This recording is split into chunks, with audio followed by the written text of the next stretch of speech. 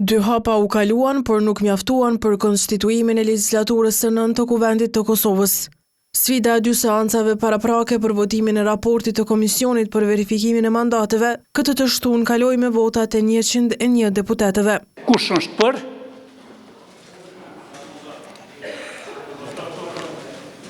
Nga ata që se votuan 2 herët e kaluara, kësaj radhe sipas tyre komisioni ka pranuar dorëheqjet e kabinetit qeveritar për shkak deklarimeve publike që janë bërë.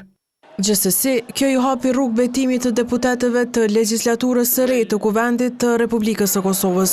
Do të angazhohem për mbrojtjen dhe për respektimin e kushtetueshmërisë dhe të ligjshmërisë, për mbrojtjen e sovranitetit, tërësisë territoriale dhe të integritetit institucional të Kosovës, për garantimin e lirive dhe të drejtave të njeriut në përputhje me ligjet e vendit.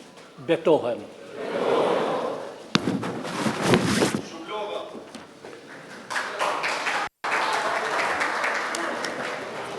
Pas kësaj, radha i erdhi partisë me më së shumti vota të dala nga zgjedhjet e 9 shkurtit, lëvizjes vetëvendosje ta propozoi kandidatën për krye parlamentare.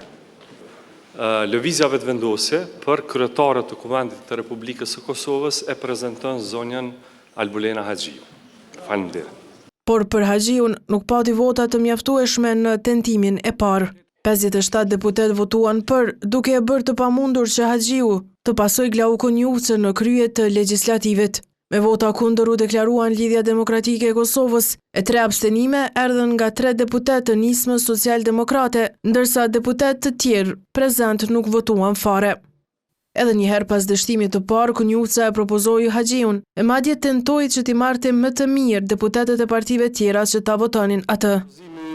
Ynë është padyshim i njëjti, është zonja Albulena Haxhiu dhe kjo është një drejt e partisë fituese të cilën e kodifikon në mënyrë pozitive dhe shumë të qartë Kushtetuta e Republikës Kosovës, kështu që ju kisha lutur si kolegë shumë për juve me shumë mandate në Kuvendin e Republikës Kosovës që ta mbështetni këtë propozim, sepse vetëm kështu mendoj që nuk bëhemi pjesë e bllokimit të themelimit të institucioneve dhe të Kuvendit të Republikës Kosovës.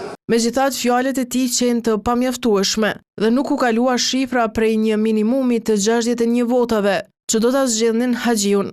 Pas tentimit të dytë, seanca u mbyll nga kryesuesi Avni Dehari.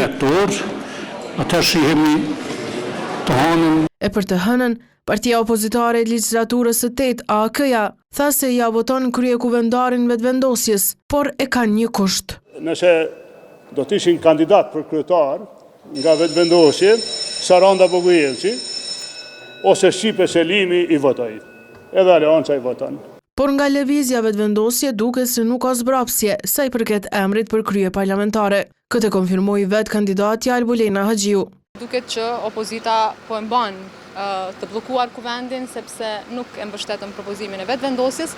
Prandaj i përket vetëvendosjes që ta bëj propozimin e radhës, do të jetë emri i njëjtë. Faleminderit.